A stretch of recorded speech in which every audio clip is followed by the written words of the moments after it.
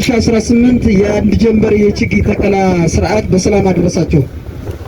ከዚህ በመቀጠል ምንድነው ያለው ዛሬ አጠቃላይ የመንግስት ሰራተኛውና የሀገር መከላከያ ሰራዊት በተመሳሳይ የወረዳው የጸጥታ መዋቅር የችግኝ ተከላ ስርዓቱን ያስኬዳልኝ። ይህን ችግኝ ተከላ አስመልክቶ መክፈቻ እንዲያደርጉልን የምንጋብዘው የተከበሩ አቶ በጋሻው ይመር የአለፋ ወረዳ ዋና አስተዳዳሪ፣ የተከበሩ አቶ ካሳዋቸው የአለፋ ወረዳ አደረጃጀት ዘርፍ ኃላፊ፣ የተከበሩ አቶ በላዩ እንደለለ የአለፋ ወረዳ ፖለቲካ ዘርፍ ኃላፊ፣ የተከበሩ ፖሊስ ዋና አዛዥ ኮማንደር አለሊ መግባ፣ የተከበራችሁ የወረዳችን አመራሮች፣ የተከበራችሁ የወረዳና የቀበሌ ባለሙያዎች እንዲሁም የመከላከያ ሰራዊት አባሎቻችን፣ ጥሪ የተደረገላችሁ የህብረተሰብ ክፍሎች እንዲሁም በተጨማሪ ከዞን የመጣችሁ ደጋፊ ባለሙያዎቻችን ክብራትና ክብራን፣ በመጀመሪያ ለሀገራችን ለኢትዮጵያ አረንጓዴ ልማትና ለወደፊት ትውልድ ብሩህ ተስፋ ታሪካዊ ለሆነው ለ8ኛ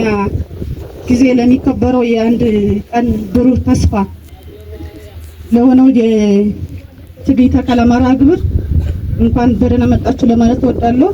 በመቀጠል ዛሬ የምንተክላት እያንዳንዷ ችግኝ ለምድራችን ህይወት፣ ለአየራችን ጥራት፣ ለአፈራችን ለምነት የምንሰጠው ታላቅ ዋስትና ነው።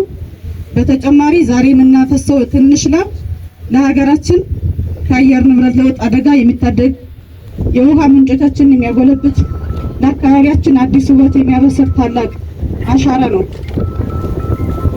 የአንድነታችን የህብረታችን እና ለአካባቢያችን ያለን ቁርጠኝነት የሚያሳይ ትልቅ ማረጋገጫ ነው። ስለሆነም በፍቅርና በደስታ እንትከል፣ እያንዳንዱን ችግኝ በጥንቃቄ በተስፋ እንትከል በሚል መሪ ቃል በ19 የተከላ ሳይት እናከብራለን።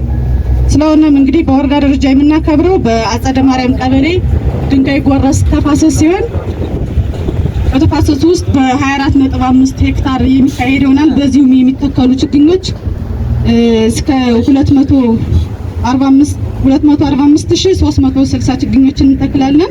በሀገር አቀፍ ደረጃ የአንድ ቀን ጀንበር የችግኝ ተከላ ፕሮግራም ዘአጸደ ማርያም ጨምዘን አካባቢ ነው የምንገኘው በጋራ።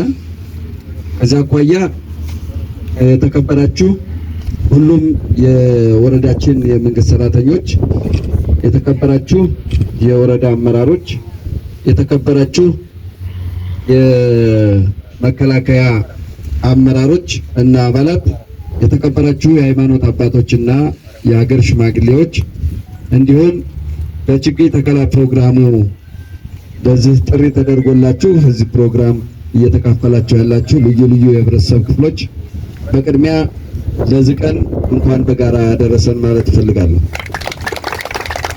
በመቀጠል ዋናው የዚህ ፕሮግራም ዓላማ የአንድ ቀን ጀንበር የችግኝ ተከላ ዋነኛው ዓላማ ምንድነው? ሀገር አቀፋዊ በሆነው ዋናው የችግኝ ተከላ ፕሮግራም ላይ ሁላችንም አሻራችን አስቀምጠን የተተከለውን ችግኝ እንዲጸድቅ የማድረግ ዋናው ዓላማ ያደረገ ነው ማለት ነው። እንግዲህ የአየር ንብረት ለውጥ አለ። እሱን ለውጥ ተከትሎ ችግኝ በተከልነ ቁጥር የአየር መበከልና ሌሎች ችግሮችን እየቀረፍን እንሄዳለን ማለት ነው። የአንድ ቀን የችግኝ ተከላ ጀንበር በይፋ የተጀመረ መሆኑን አመስራለሁ። አመሰግናለሁ።